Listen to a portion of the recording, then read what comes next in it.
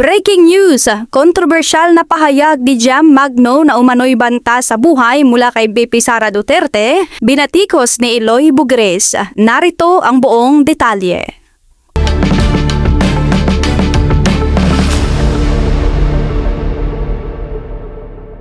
Umiinit ngayon ang palitan ng mga manghang na salita sa social media matapos maglabas ng mga pahayag ang kontrobersyal na personalidad na si Jam Magno hinggil sa umano'y banta sa kanyang buhay na iniugnay niya sa kampo ni Vice President Sara Duterte. Ang nasabing issue ay agad na tinugunan ng isa pang kilalang social media personality na si Eloy Bugres na hindi nagpatinag sa pagpuna sa mga naging pahayag ni Magno. Sa kanyang latest interview, ibinahagi ni Jam Magno ang kanyang pangamba para sa kanyang seguridad na ayon sa kanya, nakatanggap siya ng impormasyon na may mga planong ipapatay siya at tuwirang itinuro nito ang kanyang hinala sa kampo ng Vice Presidente. Ayon pa kay Magno, ang nasabing panganib ay nagtulak sa kanya upang magbago ng pananaw at questionin ang integridad ng mga taong dating niyang sinusuportahan ng buong puso. Ipinahiwatig niya na ang kanyang dating katapatan ay napalitan ng pag-iingat dahil sa mga pangyayaring sa tingin niya ay naglalagay sa kanya sa kapahamakan. Bagamat walang inilatag na matibay na ebidensya o formal na ulat mula sa kapulisan, naging mabilis ang pagkalat ng nasabing akusasyon sa iba't ibang platform na nagdulot ng samut-saring reaksyon mula sa mga netizens. Hindi naman nagtagal at tumugon si Eloy Bugres sa mga paratang ni Magno. Sa kanyang live broadcast, sinupalpal o pinabulaanan ni Bugres ang mga pahayag ni Magno. Ayon kay Bugres, walang sapat na basihan ang mga akusasyon ni Magno at mistulang pampapansin o clout chasing lamang ang mga ito. Binatikos si Bugres ang paraan ng pagbabato ng mabibigat na akusasyon ni Magno nang walang kaukulang patunay na aniya ay nagdudulot lamang ng kalituhan sa publiko at maling impormasyon. Ang nasabing interview kay Jam Magno ay naghatis opinyon ng mga taga-subaybay sa social media. Ang mga taga-suporta ni Magno ay nananawagan ng hustisya at kaligtasan para sa kanya, habang ang kampo naman ni Eloy Bugres ay pumuri sa pagiging prangka nito at sa paghamon sa kredibilidad ng mga pahayag ni Magno. Hanggang sa oras na ito ay wala pang opisyal na pahayag ang kampo ni Vice President Sara Duterte hinggil sa nasabing issue. Patuloy naman ang pagsubaybay ng publiko sa susunod pang kabanata ng palitan ng sagot sa pagitan ng dalawang personalidad.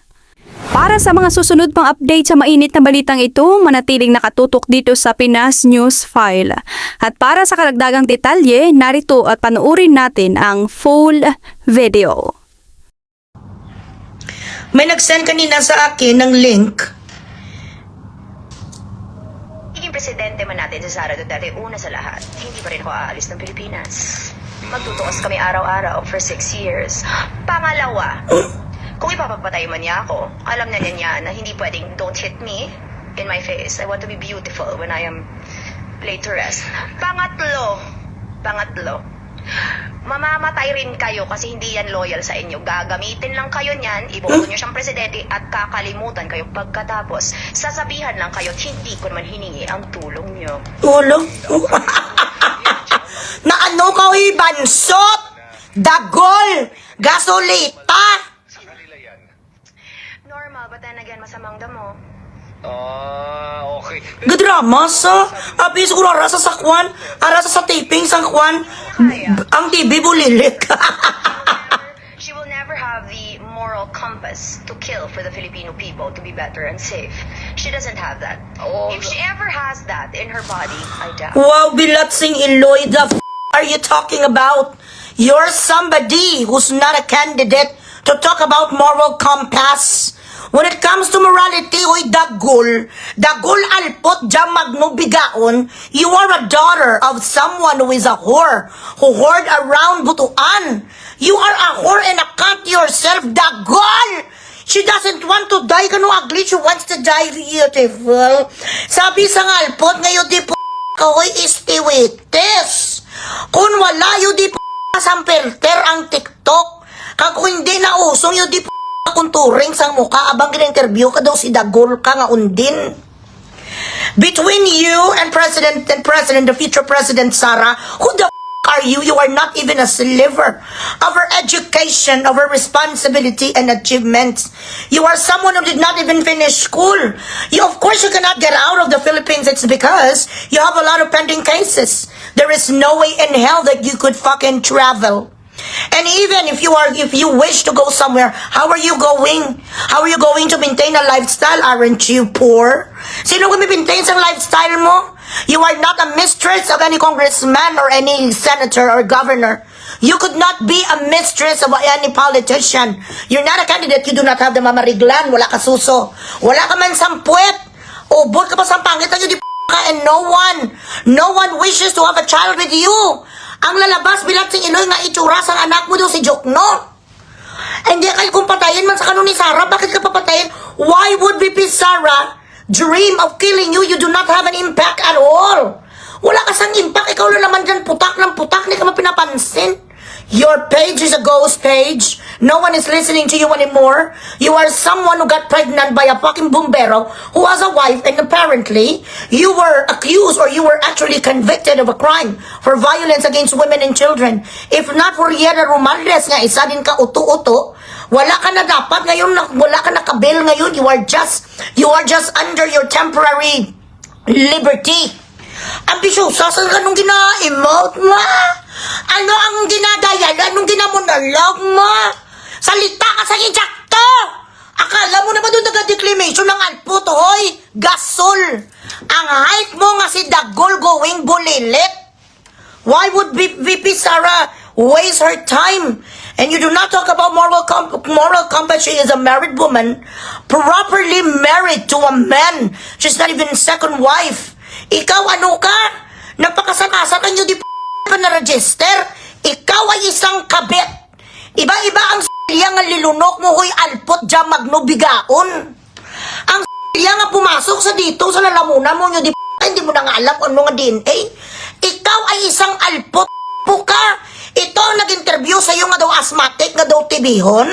Baka pagkatapos ng interview, pa mo yan. Kahit ang size na yan, lipstick. Anong pangalan sa nag-interview sa kanya? Who is that? Basura ka. Kasama ng nanay mo nga kamukha si Sitang. Tapos ang kapatid mo nga si Roger Rabbit, ang ngipin sang diputa mo nga kapatid, malaki pa sa mga paa mo. Ambisyosa kang bilat sing Iloy mo, ang tatay mo gintaihan sang nanay mo sa ulo. Ano nga moral compass? You just not have the moral compass to kill someone for the Filipino people. Do not use big words, I don't understand you. $2 cunt. Not even a $2 cunt. You are a $no cunt. You are someone who goes everywhere for a micro. You're a sucker everywhere you go. Unless you're going to make a man fucking drunk. Unless you spend money on a man for a party, wala may magmarumansa sa'yo. Sino marumansa? Si mong di ka nga going bulilit.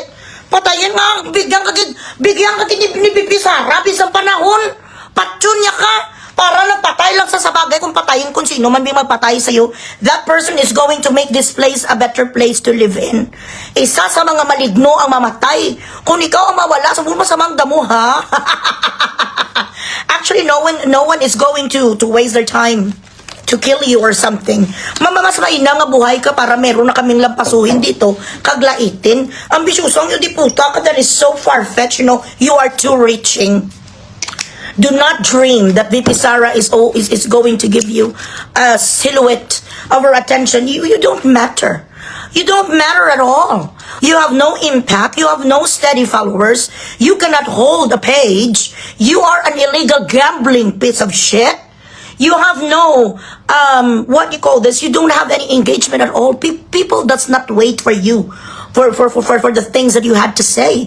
Wala na yung ano mo noon nga pag nagsalita ka, ang mga tao doon nakikinig. Ngayon wala. Pag nagsalita ka, lahat nga tao nagasuka.